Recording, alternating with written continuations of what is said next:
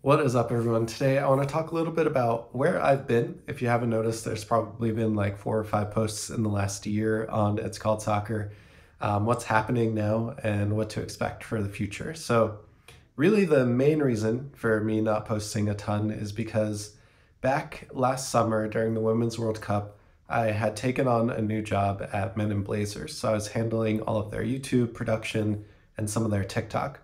It was a dream job for me, but it really left me with very little time, kind of like early on until now, to do anything on my own.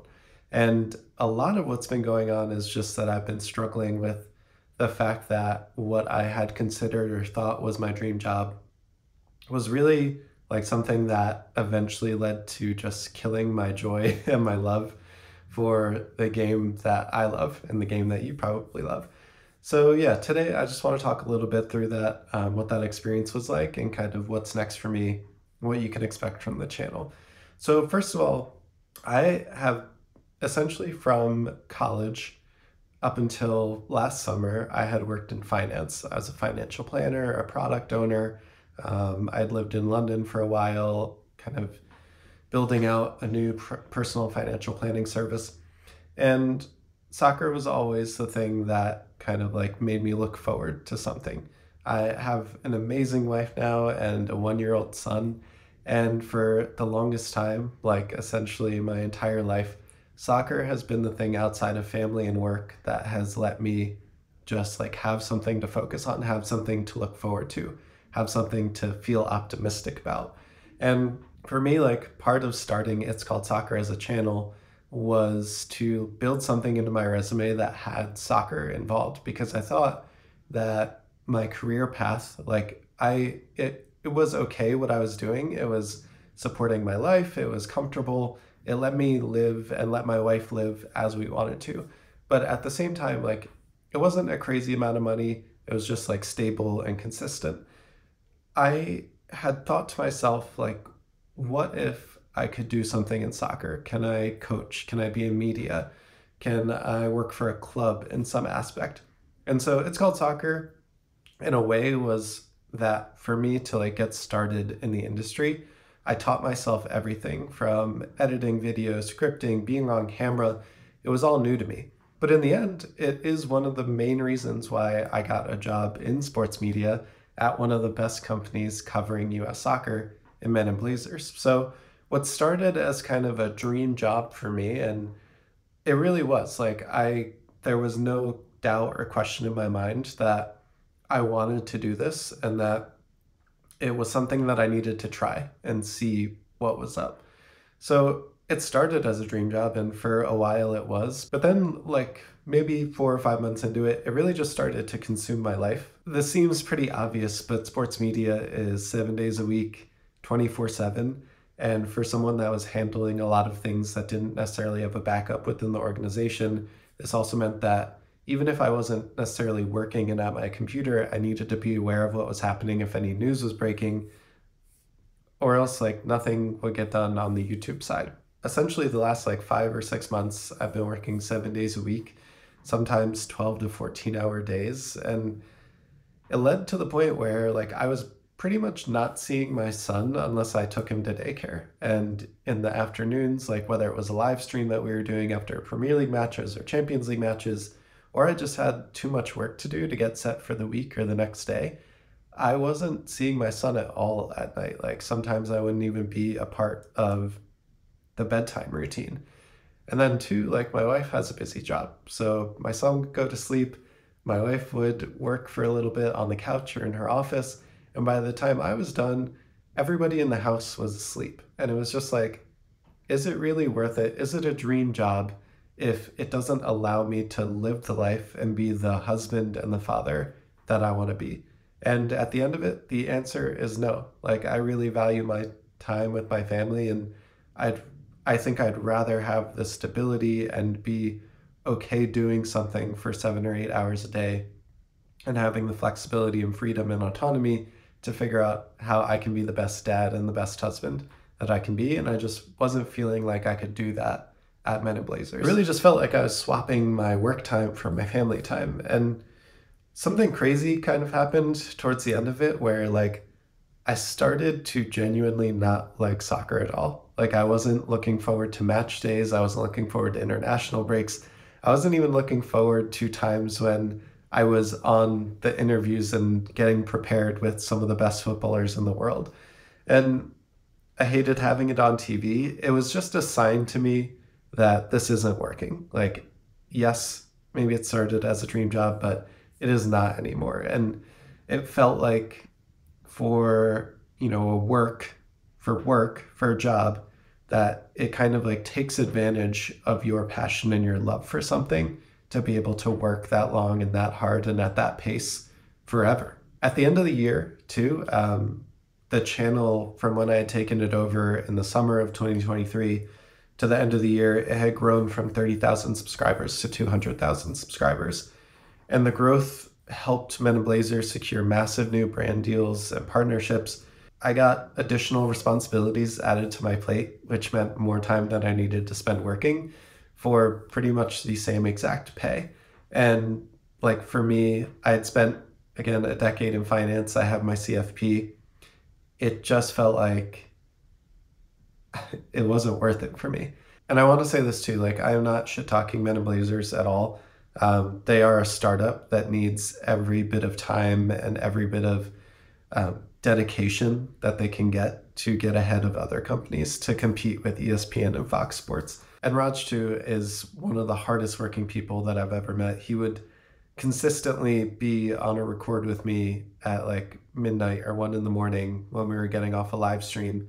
And then he'd be sending emails at 5 or 6 in the next morning after he had read an article or a question that he had. Like, this man is Alexander Hamilton. He works nonstop. And that's a credit to him, but I just couldn't do it. And like, I'm fine with that. Other people can work the way that they want to, but that man is insane in some of the craziest, best ways if you want a successful company. I will say this too, everyone kind of outside of the top layer of leadership in that company are some of the most amazing people that I've worked with. And for me, like, at first it was really cool to be in the organization and work with some of these people that I had looked up to for a long time, and some of these players. I was working with them, the talent that they were bringing in. It was awesome. The main highlight for me though was getting to work on the women's game with Sam Mewis and then the producers Sophie and Ruby. Like, Sam Mewis is every bit as humble in real life as she was deadly on the pitch. And it was truly like an honor of a lifetime to be able to work with her and grow the women's game. So if you are looking for a channel or a vertical to just follow women's football, that is the one to do it. And Sam, her persona that you see on camera as being like friendly, warm, humble, she has every bit of that in real life. But there are some good things that happened while I was at Men in Blazers. It's not all bad. I think for me, like now that I'm coming back to It's Called Soccer and excited to do my own content again, growing a channel professionally from 30,000 subscribers to now they're at like 237,000. That's at the time of me leaving. Today is actually my last day.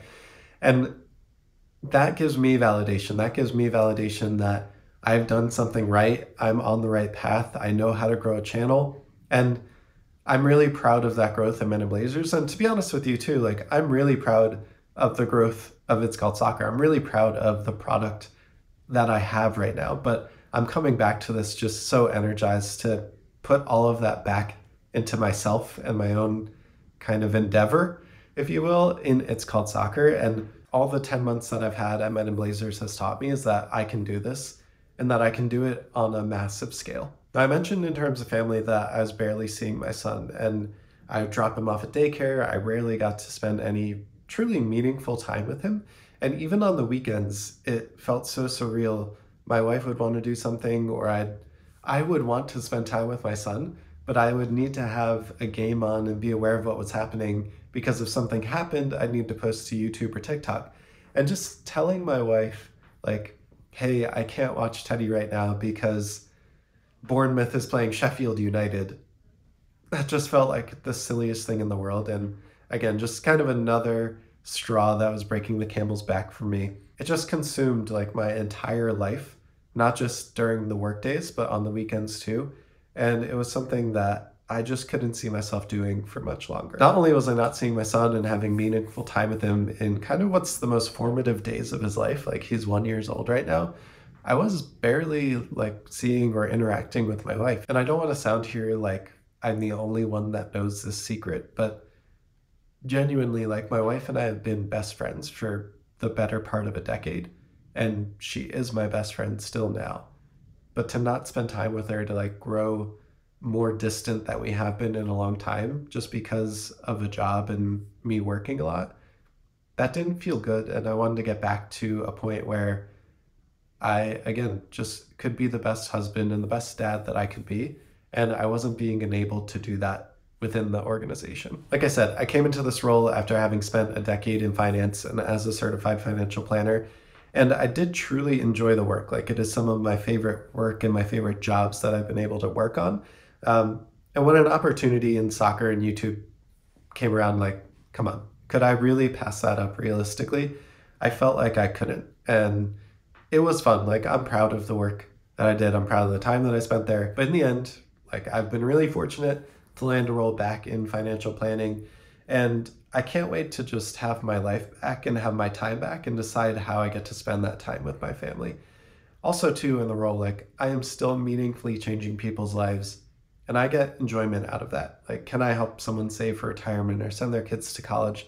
That is still a joyful job for me to do. Now, the last thing I want to talk about is an update to the channel. And I'll kind of start this by talking about the US men's national team community online and then just the internet in general. Like what I've been finding in the content space is that people really only care about being right and to have like an opinion that is vindicated over the short or long term so that you can just lord it over someone else.